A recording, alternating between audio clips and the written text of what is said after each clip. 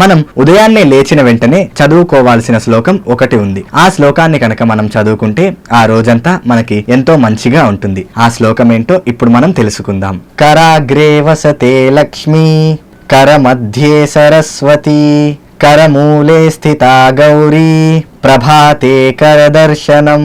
ఈ శ్లోకానికి అర్థం ఏమిటి అంటే కరము, కరము అంటే చెయ్యి, కర అగ్రే అంటే మన చేతి పై భాగంలో, వసతే లక్ష్మి, లక్ష్మీదేవి నివసించి ఉంటుంది. అలాగే కర మధ్యే సరస్వతి అంటే మన చేతి మధ్య భాగంలో సరస్వతీదేవి ఉంటుంది. అలాగే కరమూలే స్థితా గౌరీ అంటే మన చేతి క్రింది భాగంలో గౌరీదేవి నివసించి ఉంటుంది. మనం ఉదయాన్నే లేచిన వెంటనే మన రెండు చేతుల్ని ఇలా ముందు పెట్టుకుని మనము ఒక్కసారి ఈ శ్లోకాన్ని చదువుకుంటే మనకి ఆ రోజంతా ఎంతో శుభప్రదంగా ఉంటుంది. మనకి లక్ష్మీదేవి అనుగ్రహం, సరస్వతీదేవి అనుగ్రహం, అలాగే గౌరీదేవి కటాక్షం కూడా లభించి మనం ఎంతో ఆనందంగా ఉంటాము.